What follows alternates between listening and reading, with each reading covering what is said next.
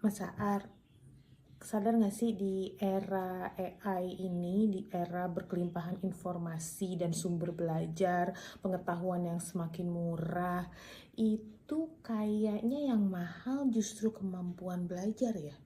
Iya, ada hal-hal penting yang perlu direfleksikan secara mendalam tentang pendidikan Mhm. anak-anak kita. Iya, jadi kan kayaknya kalau misalnya kemudian semuanya mudah didapatkan, pengetahuan itu melimpah, terus buat apa belajar? Iya, anak-anak, orang tua, guru, semua pelaku di ekosistem pendidikan perlu lebih dalam, tidak hanya menjalankan business as usual, Mm-mm. tetapi perlu melihat hal yang lebih substansi untuk anak-anak kita. Karena Oke. ini terkait dengan kemampuan survival anak-anak kita. Iya, betul, betul, betul, betul. Gimana Mas menurut Mas Saar?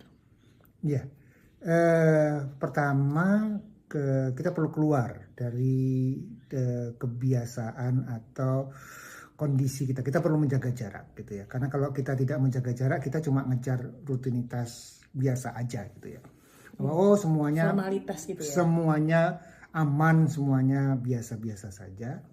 Tetapi kalau kita menjaga jarak, maka kemudian kita bisa melihat secara lebih mendalam. Iya. Dan proses yang penting adalah melihat bahwa oh, apa yang dibutuhkan oleh anak-anak itu adalah kemampuan survival. Pendidikan itu adalah bekal untuk anak-anak hidup. Jadi pendidikan itu bukan sekedar formalitas. Bukan hanya sekedar menjalani hal-hal yang sudah ditetapkan. Iya, iya, iya, iya. Ya, Iya. jadi belajar, menguasai materi yang sudah ditetapkan dan Mm-mm. sebagainya. Terus kemudian sudah pasti ada relnya yang Mm-mm. kemudian tinggal dijalani. Mm-mm. Dulu itu works ya, dulu itu kayaknya bisa lah. Pokoknya yang Mm-mm. penting sekolah, masuk yang sekolah yang bagus, terus kemudian SMA, kuliah, Dapat pekerjaan dapat yang pekerjaan yang bagus. bagus, terus kemudian kerja.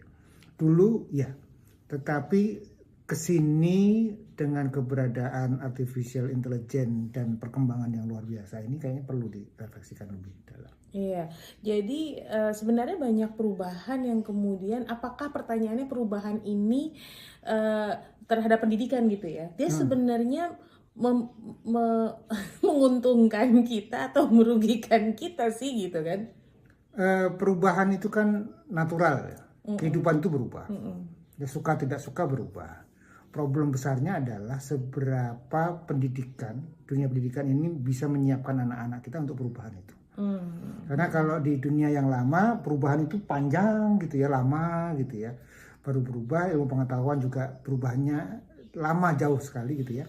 Tapi sekarang itu kan terjadi percepatan. Cepet banget karena kalau dulu itu kan ya sederhana lah. Dulu itu kita kayaknya banyak banget kalau menghafal tuh kayak masih relevan. Hmm. Misalnya kita menghafal menteri lah atau menghafal negara apalah yang kita hafal tuh kayak masih masih lama geraknya. Kalau sekarang tuh kayaknya menghafal tuh kayak sia-sia karena informasi begitu cepat berubah.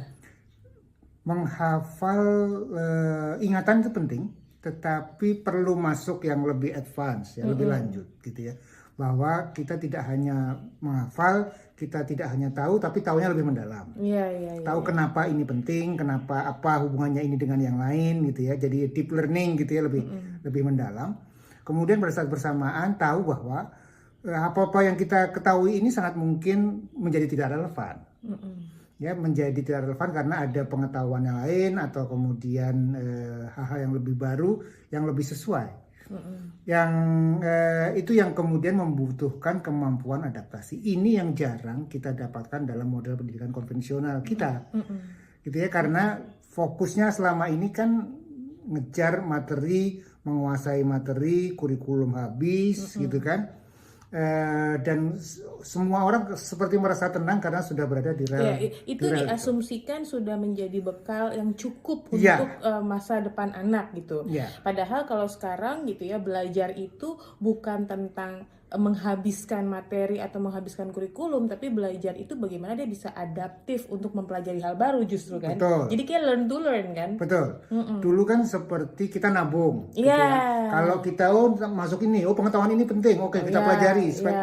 Belum tahu apa kebutuhannya, Tapi kayaknya pokoknya penting, kita ambil tabung dulu lah. dulu Ya, gitu ya, ya. ya. Seperti menabung Mm-mm, mengumpulkan. mm-mm. Tetapi ketika di era sekarang Google terus kemudian artificial intelligence, Mm-mm. yang kita tabung itu seolah-olah nggak berharga. Iya, gitu iya, ya. Kita tetap memilikinya, tapi iya, kemudian value-nya itu semakin turun. iya, Yang iya, justru lebih penting adalah ketika kemudian kita tahu sendiri apa sih yang kita butuhkan. iya. Kemudian ketika kita tahu apa yang dibutuhkan, terus kita bisa mempelajari sesuai dengan kebutuhan dan tujuan itu. Iya, karena kan kalau misalnya dalam konteks kita sebagai orang tua dan kemudian kita menemani anak menghantarkan dia gitu ya. Kan kalau dulu kan kayaknya cukup nih kita sekolahin aja, dia dapat banyak materi, nanti sampai di ujungnya itu bisa buat kerja, bisa buat cari makan, selesai. Kan gitu kan. Iya. Sekarang ini kan seakan-akan kita sendiri nggak tahu nih masa depan ilmunya apa yang dibutuhkan, Ya. terus gimana gitu ya. Jadi kan berarti kan yang dibutuhkan adalah kemampuan anak untuk belajar mencari pelajaran baru, mencari materi yang baru yang terus berkembang. Berarti kan learn to learn-nya itu kan yang lebih Ya. penting gitu kan. Jadi ada kata kunci yang penting kalau menurut aku yaitu pembelajaran mandiri. Oke. Self-regulated learner. Itu sebuah hal yang penting sekali untuk anak-anak di era sekarang. Teorinya sudah lama sebenarnya, tetapi semakin relevan di era sekarang, di mana menguasai konten saja tidak cukup. Fokusnya jangan cuma menguasai konten, tetapi pada skill belajarnya sendiri tadi, gitu ya, learning skillsnya tadi, gitu ya. Iya, iya, pembelajaran mandiri ini tuh kalau zaman dulu kan dibilangnya otodidak gitu Ya. kan. Ya kan? Kita mengenal seakan-akan otodidak dan seakan-akan itu tidak sekeren belajar yang terstruktur, tidak sekeren belajar yang sudah terbukti kurikulumnya atau path-nya ini. Kesannya tuh kalau otodidak tuh lone ranger gitu kan. Ya. Maksudnya, oke, aku mau belajar ini tapi belum ada yang ngajarin, udah deh aku belajar sendiri gitu. Padahal di era masa depan yang memang masih Tidak unknown, jelas, iya. kayaknya memang yang diperlukan adalah skill pembelajaran mandiri. Iya. Nah, karena ya sebagai homeschooler kan kerasa banget begitu anak-anak punya skill itu ya mereka praktis sebenarnya mempelajari banyak hal tuh ya mereka pelajari sendiri ya Mas Ari. Betul. Ya karena kemampuan ini kan kalau di dalam waktu kita belajar dulu di sekolah konvensional ya, waktu kita muda dulu kan kita nggak pernah gitu ya diajari cara belajar. Iya. Semuanya sudah ada disuguhkan, perlu kita kuasai. Iya gitu. bahkan kalau dulu tuh kayaknya salah. Nah, Aku tuh banyak banget dapat masalah di sekolah itu terkait dengan pembelajaran mandiri karena aku merasa nggak gini caranya begini terus dan selalu nggak bisa gitu caranya begini gitu ini udah terbukti caranya sedangkan dulu tuh aku selalu mikir emang harus gitu caranya bukannya caranya bisa cara lain. Nah dulu tuh seakan-akan nggak boleh padahal kalau sekarang kulihat gitu ya anak-anak itu justru perlu punya cara berpikir gimana cari cara yang lain. Maksudnya dalam arti karena alternatif-alternatif itu menjadi hal yang penting gitu loh dalam konteks pembelajaran mandiri gitu kan. Kemampuan dia untuk bisa mengelola dirinya gitu. Ya memang mungkin gini kalau orang ngomongin tentang pembelajaran mandiri orang membayangkan tadi dia belajar sendirian padahal kan nggak harus seperti itu. Dan kemudian dia mungkin pikir nggak perlu guru padahal juga bukan begitu juga kan gitu ya. gitu ya. Tetap ada guru, tetap ada narasumber, tetap ada orang-orang yang pembimbing gitu ya. Jadi jangan takut guru gitu ya. Tetapi Ketika kita ngomong ini bukan berarti kita anti guru bukan gitu ya. Tetapi guru sendiri perlu menyadari bahwa di era yang berubah sekarang, guru perlu mengubah perannya. Iya. Jadi Gitu ya. mungkin perlu di itu kali ya definisinya pembelajaran mandiri menurut Ya, kita. Gitu. pembelajar mandiri adalah orang atau anak, kita bicara pendidikan anak gitu ya. Anak yang tahu apa yang dia butuhkan. Kemudian dia tahu bagaimana mewujudkan kebutuhan itu. Anak tahu apa yang ingin dia pelajari, dia tahu bagaimana belajar itu sampai akhir. Termasuk sampai kemudian dia mengevaluasi, melakukan assessment apakah tujuannya tercapai atau tidak. Nah, di dalam proses belajar itu gitu ya, anak-anak berarti tahu apa? Tahu, dia tahu aneka sumber belajar, cara-cara belajar. Kemudian dia tahu bikin, kalau aku mau belajar stepnya seperti ini. Kemudian dia punya kemampuan mengeksekusi prosesnya, nggak gampang terdistraksi dan sebagainya. Dan kemudian dia sampai akhir. Itu pembelajar mandiri. Ya, intinya sederhana. Anak harus tahu apa yang dimaui, gitu ya, yang ingin dia ketahui, bukan cuma sekedar jadi pelaksana. Karena di model pendidikan sekarang, anak-anak itu sering nggak dianggap. Anak itu hanya disuruh melaksanakan apa-apa yang ditetapkan oleh orang lain. Ya, kalau kita seperti ini, maka jangan heran ketika mereka SMA ditanya, kamu mau belajar apa, kamu mau kuliah apa, kamu mau ngapain? Anak-anak nggak bisa jawab. karena sejak kecil tidak dilatih, bahkan tidak diperbolehkan Ya, iya gitu ya. tadi aku bilang ya tuh kalau mikir sendiri tuh rasanya kayak nggak boleh gitu loh, karena jalur itu sudah disiapkan. Ya, jadi model pendidikan yang rigid ini sudah semakin berat lah. Semakin kita perlu lebih longgar, perlu lebih mengajari anak berpikir, bukan cuma menelan apa-apa yang sudah dikunyahkan oleh guru, oleh orang tua. Aku sih kebayangnya gini, mungkin buat sebagian teman-teman yang mendengar ini adalah berpikirnya ketika kemudian pembelajaran mandiri itu sepertinya seakan-akan kan tidak ada jalur atau tidak ada tolak ukur. Karena kan dia set sendiri tadi. Kan dia tahu anak mau ngapain, terus kemudian dia punya tujuan sendiri, berarti punya hitungan sendiri, ukuran sendiri, nilai-nilai keberhasilan sendiri gitu. Dan ini kan agak sulit di dalam paradigma umum gitu, karena ini kan seperti belajarnya jadi bebas terserah dong, suka-suka. Kemudian kalau kayak gitu nanti gimana tahu berhasil atau tidaknya menurut orang luar gitu ya. Belajar mandiri itu bukan berarti suka-suka. Ketika anak kemudian aku ingin belajar tentang ini, bukan berarti terus kemudian bebas merdeka dalam artian berhentinya di mana, taunya apa gitu kan. Orang biasanya kan suka gitu kan. Jadi misalkan aku mau jadi dokter, itu kan juga bisa jadi tujuan. Aku mau belajar tentang robot, aku mau belajar tentang data science, aku mau lebih aware tentang lingkungan, gimana sih memelihara bumi ini. Itu kan sebuah tujuan yang kemudian bisa diturunkan menjadi hal-hal yang lebih detail gitu ya. Iya sebenarnya sih pembelajaran mandiri itu gini teman-teman. Ini taunya seorang anak itu sudah dapat spiritnya belajar mandiri adalah itu dari dia.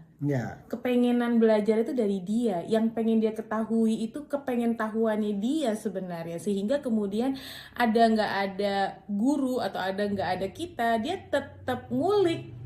Dia tetap belajar, dia tetap berjalan kan idealnya gitu kan yang kemudian. Jadi kalau dari sisi tujuan sebenarnya tidak apa-apa juga kalau kan kita tidak mengambil sebuah ekstrim ya, di mana semuanya dari anak gitu. Bahwa kemudian perlu belajar matematika gitu ya.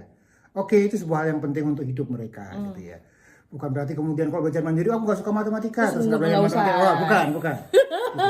Dia perlu belajar matematika, terus kemudian dia belajar dari silabus atau apa.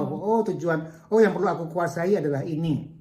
Terus kemudian tapi aku nggak cocok sama cara guruku menjelaskan gitu ya. Sehingga aku perlu mencari cara yang lain untuk belajar. Dan itu nggak apa-apa. Itu tujuannya tercapai. Dan itu adalah juga contoh pembelajaran mandiri. Jadi buat teman-teman semua mungkin kalau misalnya pengen tahu apakah anaknya udah dapat belum nih gitu ya spirit belajar mandirinya, ya memang dilihat dari seberapa anak itu ngotot ngejar apa yang sedang dipelajarinya ya Mas Ari. Ada beberapa aspek gitu ya ke pembelajaran mandiri. Idealnya kan dia menguasai, dia tahu mulai dari hulu sampai hilir. Dia tahu apa yang diinginkan, dia bisa mengeksekusi sampai kemudian dia mengevaluasi, merefleksikan dan sebagainya. Tapi di lapangan itu pasti bergradasi. Itu kan ya ada nuansa yang berbeda-beda kapasitas anak. Pembelajaran mandiri bisa jadi terjadi bahwa kemudian ini sudah ditetapkan gitu ya, dan kemudian dia kejar, dia bisa mengeksekusi. Itu juga pembelajaran mandiri. Ada anak-anak yang kemudian dia tahu yang diinginkan, terus kemudian dia bisa mengeksekusi, tapi alat evaluasinya dari luar. Itu juga bisa terjadi. Dan itu sangat beragam dan it's okay. Dalam artian begini, goal besar kita adalah anak-anak yang adaptif. Anak-anak yang kalau kemudian terjadi perubahan atau tiba-tiba dia ada sebuah hal yang dia ingin pelajari, dia tahu bagaimana mencarinya dan bagaimana mewujudkannya. Belajarnya di kemana gitu. Belajarnya kemana, pakai cara apa, dan sampai kemudian itu tercapai. Enak sih sebenarnya kalau kayak gitu ya. Enak. Kan kalau dari pengalaman kita bahwa itu sebuah hal yang memungkinkan dilakukan. Betul. Itu bukan cuma ideal, bukan cuma teori. Kita sudah membuktikan sih ya. Bahwa ketika kemudian anak sejak kecil disiapkan, maka ketika kemudian di SMP, ada hal yang memang ditetapkan wajib, misalnya matematika, bahasa Inggris dan sebagainya. Tapi aku belajarnya caraku sendiri ya, gitu ya. Dan kemudian ada indikator-indikator untuk mengukur apakah itu tercapai atau tidak. Tapi ada area-area di mana kemudian dia menetapkan, aku mau belajar 3D, aku mau belajar coding dan sebagainya. Dia itu awalnya dari dia dan kemudian dia bisa menurunkan sampai apa yang harus dilakukan, aku belajarnya di mana, kapan dan sebagainya. Iya, mungkin pertanyaan selanjutnya adalah terus gimana caranya? Ya, oke. Oke, kalau bagus nih menjadi anak belajar mandiri, tapi gimana gitu? Apa aja yang dibutuhkan pondasinya gitu kan? Karena kan berarti ini sebuah hal yang agak sedikit berbeda dengan cara kita dibesarkan dulu gitu kan. Tidak hanya follow along, tidak hanya belajar mengikuti pola yang sudah terstruktur yang dari sekolah gitu ya, yang kemudian udah ada jalurnya. Ini kan kayak bikin, capek banget nggak sih gitu kan untuk nemenin anak ke pembelajaran mandiri itu sebenarnya gimana? Berarti kan customize banget gitu. Isunya mungkin bukan customize, isunya memang butuh effort ya. Isunya adalah pertama memang ini posisinya keluarga ya. Iya. Posisinya keluarga. Kalau dalam konteks keluarga kita punya budaya belajar yang baik di keluarga. Ya itu salah satu pondasi pertama ya. Itu pondasi pertama. Karena belajar itu problem belajar kita. Kenapa anak-anak kita nggak mandiri di belajarnya? Itu karena semuanya eksternal. Belajar karena disuruh, belajar karena wajib, belajar karena diharuskan, begitu karena kurang di les. Ya, kalau begitu kurang dipaksa, gitu dia tidak menguasai, kemudian les macam-macam gitu ya. Yang intinya adalah ruang kepemilikan terhadap belajar itu kecil sekali. Gitu ya. Sehingga kemudian ini perlu diubah. Diubahnya apa? Diubahnya adalah kita punya budaya belajar di mana belajar itu adalah sukacita. Belajar itu adalah sebuah hal yang membahagiakan. Belajar itu hak bukan kewajiban. Ya, belajar itu bikin kita happy bukan sebuah beban yang ingin ditinggalkan. Gimana? Nah, itu berarti apa? Berarti kita sendiri di keluarga, orang tua itu menjadi model yang penting sekali. Keluarga-keluarga yang kemudian senang ngobrolin apa ini, apa itu, melihat sebuah hal didiskusikan gitu. Oh, lihat mobil, itu mobil apa ya? Kenapa mobil itu keren banget ya? Apa bedanya dengan mobil yang lain dan sebagainya. Ada obrolan-obrolan itu. Lihat kucing atau lihat apapun gitu ya di kita ada misalkan lagi makan di luar gitu ya. Terus kemudian ngobrolin tentang makanan, asalnya gimana, ini bikinnya gimana dan sebagainya. Budaya diskusi, budaya keingintahuan yang dipelihara. Itu penting sekali. Curiosity, keingintahuan itu adalah modal besar untuk pembelajar mandiri, untuk anak-anak yang senang belajar. Senang ke toko buku, senang baca buku dan sebagainya. Ya, atau kalau nonton juga kemudian ada obrolan-obrolan tentang yang ditontonnya dan sebagainya. Jadi ini sebuah hal yang dibangun secara alamiah di keluarga. Iya, modalnya ngobrol. Dan aksi-aksinya orang tua punya hal yang disukai, mau berkebun, merajut, masak atau apapun, dan terus belajar di area itu. Iya, Anaknya lihat bahwa belajar itu bukan di umur tertentu, bukan cuma tugasnya dia, tapi dia melihat bahwa bapak ibunya juga masih terus belajar. Iya, kalau nggak tahu ya bilang, ini bapak lagi belajar, ibu masih belum tahu tentang hal ini, ibu pengen cari tahu di sini, gitu ya. Itu akan membuat anak-anak melihat belajar itu seru. Ya, terus kemudian apalagi kalau kemudian kita melakukannya dengan happy, kita berbagi cerita, tadi cobain ini dan sebagainya, tadi gagal tapi terus melakukan perbaikan seperti ini itu dan sebagainya. Anak-anak akan menyerap gitu ya praktek-praktek belajar seperti itu dari keluarganya. Iya, aku rasa dia yang nonton, itu aku udah cek, udah berarti aman kan ya. Berikutnya. Oke. Yang kedua adalah tadi learning culture ya, budaya belajar. Yang kedua adalah learning skills. Learning skills itu keterampilan belajar, kemampuan untuk mengakuisisi pengetahuan dan keterampilan. Itu berarti apa? Anak-anak punya pengalaman mengetahui sumber pengetahuan. Karena selama ini kan belajar itu adalah Zoom dari PKBN. Ya, guru menjelaskan gitu ya. Selalu modelnya ceramah. Nah, anak-anak perlu punya banyak pengalaman bahwa belajar itu bentuknya bisa macam-macam. Pengalaman dan dikuatkan oleh orang tua bahwa itu juga belajar. Kan juga sebenarnya mindset terkait dengan kalau belajar itu cuma yang pas di sekolah atau belajar itu cuma pas lagi di PKBM atau belajar itu pas lagi les, itu kan juga sebenarnya itu pemberian.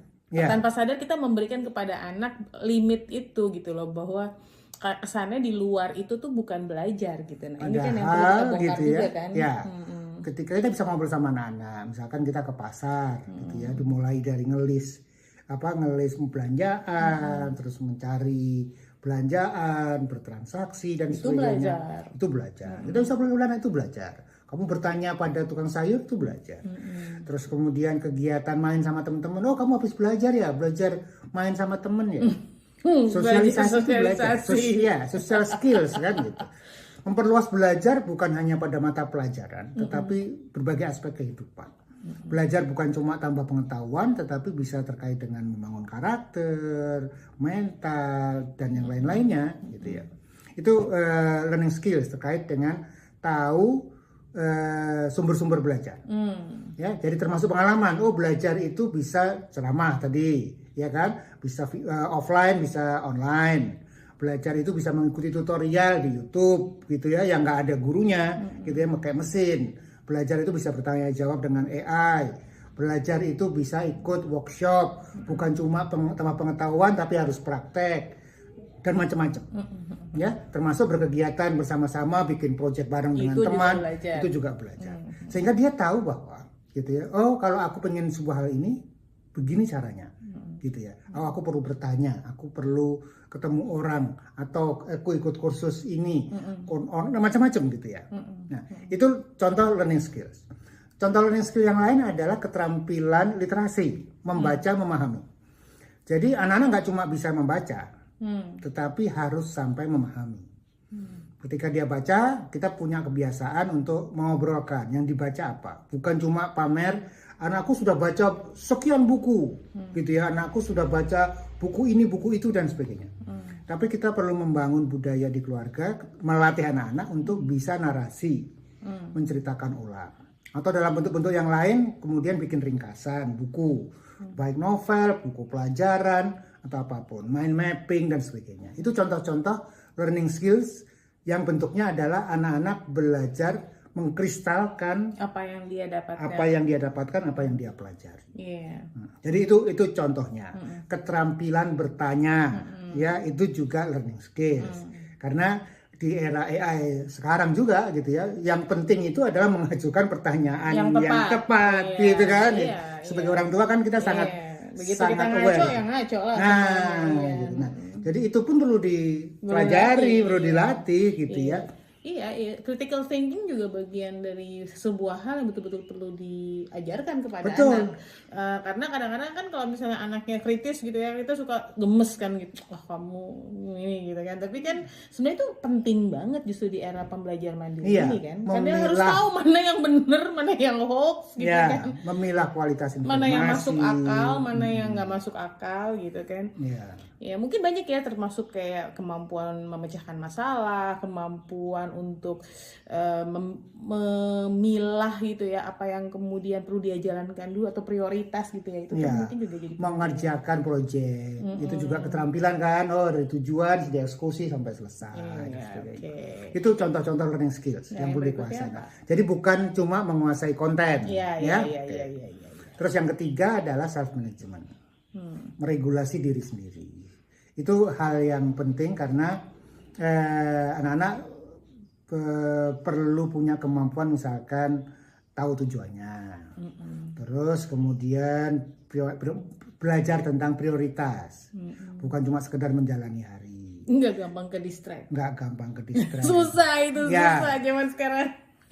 Orang tua kan istilahnya mungkin deep work gitu ya, orang anak sekarang ya deep learn gitu ya, belajar nggak terdistract, ya itu kemampuan fokus, kemampuan mengatur waktu, mengatur emosi, disiplin itu adalah kemampuan untuk melakukan sebuah hal tidak tergantung pada mood, tidak tergantung pada feeling. Oh ini harus dilakukan, ya lakukan. Itu apapun kondisinya. Ya, itu yang kemudian perlu dilatih pada mungkin termasuk mengatasi rasa bosan ya. Karena pada saat harus melakukan apa yang perlu dilakukan, dia lagi nggak kepengen atau dia lagi bosan banget, nggak bisa, harus dilakukan gitu. Jadi walaupun berasal dari diri sendiri, seringkali kalau kita belajar mendalam itu memang ada masa bosan, menantang dan sebagainya. Jadi bertahan di masa sulit itu ya sulit. Ya, itu perlu dilatih gitu ya. Jadi ini bukan berarti selalu dari luar, enggak juga gitu, dari sendiri aja gitu. Kadang-kadang kan kita perlu berlatih untuk bertahan sampai selesai. Jadi self management itu menjadi pondasi penting berikutnya ya tadi teman-teman ya, untuk kemudian menjadikan anak pembelajar mandiri. Yang berikutnya apa Man ya? Ya, itu sih paling yang paling pondasi ya. Jadi kita sebagai orang tua, kita apa yang perlu kita lakukan ya? Ya. Apakah kemudian tadi kan kayaknya yang pertama sih kalau aku tangkap tadi adalah ya udah kita banyak ngobrol dan memberikan ruang kepada anak, itu yang paling utama kan. Karena anak jadi lihat bahwa proses belajar itu nggak hanya dari sumber yang mungkin dikenali sebelumnya gitu kan. Proses belajar itu bisa dari mana saja gitu ya. Itu yang penting kayaknya buat anak tahu, dan bahwa kita juga mengafirmasi bahwa ya udah kamu tuh lagi belajar. Oh, pergi ke pasar tadi tuh belajar. Oh, ini tuh belajar gitu kan Mas. Ya. Kemudian kalau memaknai belajar itu bukan cuma tentang pelajaran. Ya kan? Belajar itu bisa tentang apa aja. Itu belajar. Diperluas belajar itu. Kemudian memberikan pengalaman anak-anak, memberikan pengalaman belajar yang beragam gitu ya. Belajar yang berkualitas gitu ya. Pengalaman mengambil keputusan dan yang lain-lain. Itu berarti buat orang tua menahan diri untuk langsung masuk membantu anak. Iya, ya kan? Mengambil alih hidup anak, terlalu mengontrol, memberikan ruang-ruang kemerdekaan pada anak untuk berlatih mengelola belajarnya. Itu penting gitu. Kita perlu secara bertahap melepaskan ownership atas belajar itu. Dari bahwa ini yang kita anggap penting, mendorong sehingga menjadi miliknya anak, sehingga kemudian mereka berlatih untuk mengelola milik mereka itu sendiri. Dan itu perlu kepercayaan besar pada anak. Ya, trust children.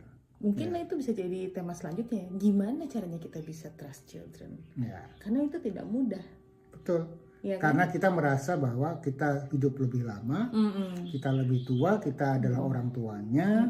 Dan kita merasa lebih tahu gitu ya, harusnya begini, dari proses belajar kita, pengalaman hidup kita, menurut kita begini, begitu dan sebagainya. Ya, padahal begitu kita mempercayai anak-anak dipercaya, diberikan ruang, itu salah satu pupuk gitu ya, untuk menjadikan anak sebagai pembelajar mandiri.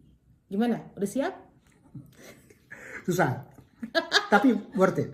Berarti dari pengalaman keluarga kami, ketika anak-anak disiapkan sejak kecil, kasih ruang gitu ya, mereka berlatih, didampingi, diasah dan sebagainya, maka ketika mereka remaja, mereka bisa mencari sendiri makanannya gitu ya, pengetahuan yang dia butuhkan, itu proses kita lebih ringan. Kita tinggal jadi QC, quality control gitu ya, sementara anak-anak bisa mengelola dirinya sendiri, dan ketika mereka bisa mengelola dirinya sendiri, itu bikin mereka merasa percaya diri. Itu menambah rasa nyaman mereka terhadap dirinya. Dan itu hal yang penting untuk anak-anak remaja kita.